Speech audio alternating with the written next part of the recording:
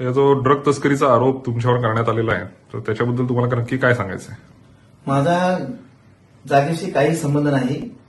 उबाटा आणि काँग्रेसच्या काही नेत्यांनी माझ्या विरोधात केलेले आरोप बिनबुडाचे आणि निराधार आणि खोटे आहेत.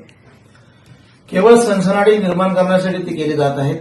एमडीचा साठा जिथे सापडला ती जमीन भोईन शेतकऱ्यांच्या मालकीची आहे. तो कारखाना किंवा जमीन माझ्या मालकीची नाही. ती जमिनीशी माझा कोणताही संबंध नाही.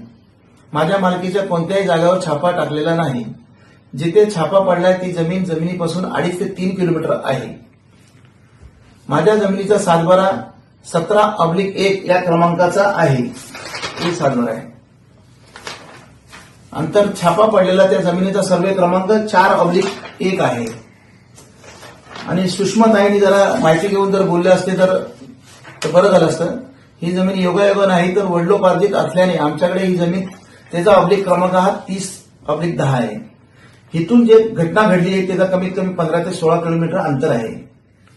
आमच्या इथे कुठलेही 5 स्टार हॉटेल होणार नाही. इथे काही कृषी पर्यटन करण्याचा माझा मानस आहे. स्थानिकांना रोजगार मिळावा ही आमचा एक उद्देश आहे. आमची ही जागा रणजित शिंदेना विकण्यात आलेली आहे. त्याचे कागदपत्र आमच्याकडे उपलब्ध आहेत. रणजित शिंदे हा कुठे फरार झालेला नाही. तो गावातच आहे.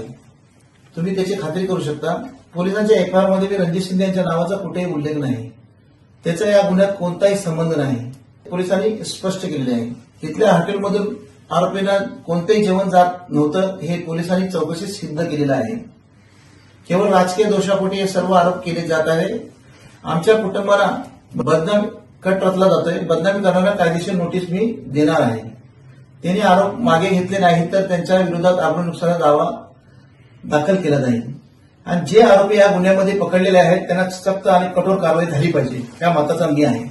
आणि जे इतर आरोपी असतील त्यांना बी पकडून आत्महत्या टाकण्याचा या मताचा मी आहे. तर मी एक मीडियाला विनंती करतो, खोटे आरोपींना बळी न पडता वस्तुस्थिती तपासून बातम्या प्रसिद्ध कराव्या ही विनंती मी करतो.